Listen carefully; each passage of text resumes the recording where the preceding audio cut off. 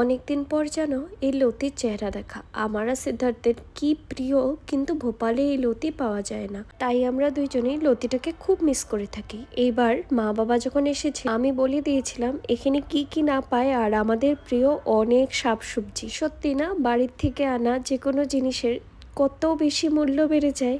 ওইখানে যেগুলো জিনিস এতটা মূল্য দিতামও না, এখন এখানে এসে না পাওয়ায় ওই জিনিসটার মূল্য যেমন কত বেশি। যেমন এই কাঁঠালগুটি লতির কথাই বলি, তার সাথে তো অনেক সবজিও ছিল। জানো তো, কাঁঠালগুটি আমি আগে ভালোও বাসতাম না, কাটতে তো পারতামই না। এখন বিয়ের পর এই কাঁঠালগুটি খাওয়াও শিখে গেছি আর কাটাও শিখে গেছি। ভাবলেই আশ্চর্য লাগে নিজের মধ্যেই পরিবর্তনগুলো দেখে। তবে আজকে একটা ভীষণ ফেমাস রেসিপি বানাচ্ছি, অনেকে হয়তো জানো আর অনেকে নাও জানতে পারো। যারা না জানো তারা কিন্তু দেখতে থাকো কিভাবে রেসিপিটা করছি, আর জানো তারাও দেখো। আর যদি কিছু ভুল হয় আমাকে কিন্তু বলো। আমি ফার্স্টেই গ্রাইন্ডারে একে একে পেঁয়াজ, রসুন, কাঁচা লঙ্কা ভালো করে পেস্ট করে তেলের মধ্যে ওই পেস্টটা নুন, হলুদ এবং একটু লাল লঙ্কা গুঁড়ো দিয়ে ভালো করে কষাতে বসিয়ে দিয়েছিলাম। আর অন্য পাশে লতিটাকেও সিদ্ধ হওয়ার জন্য বসিয়ে দিয়েছিলাম। যেহেতু আমি পেঁয়াজটাকে এভাবে পেস্ট করে তারপরে তেলের মধ্যে ছেড়েছি, তাই এটা ভালো করে কষাতে হবে। আর ভালো করে না কষালে পেঁয়াজের কাঁচা গন্ধটা থেকে যাবে। আমি ভালো করে একবার কষিয়ে ওখানে জল দিয়ে আবার ভালো করে কষিয়ে নিয়েছিলাম। আর এই যে দেখো, এই ডিশের মেন সেন্টার অফ অ্যাট্রাকশন শীতল শুটকি, এটা কিন্তু এখানে পাওয়া যায় না, গুয়াহাটির থেকে আমরা এনেছিলাম। এইবার কিছু আমার শাশুড়ি মা যখন এসেছিল তখন নিয়ে এসেছিল। এই শুটকিটাকেই ভালো করে ক্লিন করে ওই মশলাটার মধ্যে দিয়ে আবার ভালো করে এটাকে নাড়িয়ে নেব।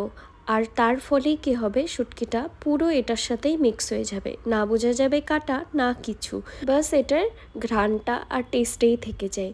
তবে এটা ভালো করে কিন্তু কষাতে হবে, না হলে শুটকির একটা ভাজে আষ্টা গন্ধ থাকবে।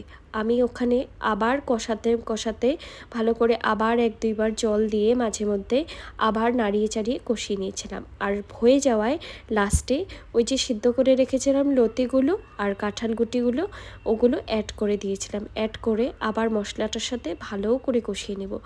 এই রান্নাটার মধ্যে যত মশলার সাথে জিনিসগুলো কষানো হবে ততই কিন্তু রান্নাটার টেস্ট ভালো হবে। তবে লতিটা কিন্তু 80% বয়েল করলেই হবে, পুরো বয়েল করলে জিনিসটা পরে যখন অনেকবার কষানো পরে কেটে যাওয়ার চান্সেস থাকে।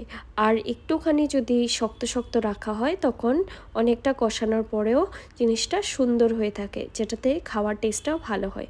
আমি ভালো করে সব লতিটার সাথে কষিয়ে ওখানে একটু জল দিয়ে আবার ভালো করে কষিয়ে একটু ঢাকা দিয়ে দিয়েছিলাম। তারপর যখন দেখেছি ঝোলটা ফুটে অনেকটা শুকিয়ে এসেছে তখন লতিটাকে বন্ধ করে দিলেই এই যে কাঁঠাল গুটির সাথে লতা শুটকি রেডি।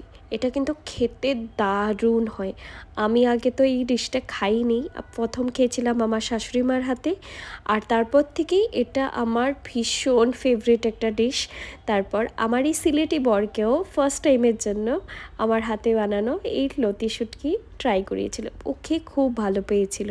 তোমরা কিন্তু প্লিজ এটা ট্রাই করো, ট্রাই করে আমাকে জানিও কেমন লেগেছে। আর যারা যারা ট্রাই করেছো তারা তো এর টেস্ট কতটা অপূর্ব হয়। ভিডিওটা ভালো লাগলে লাইক করে যেও। টাটা।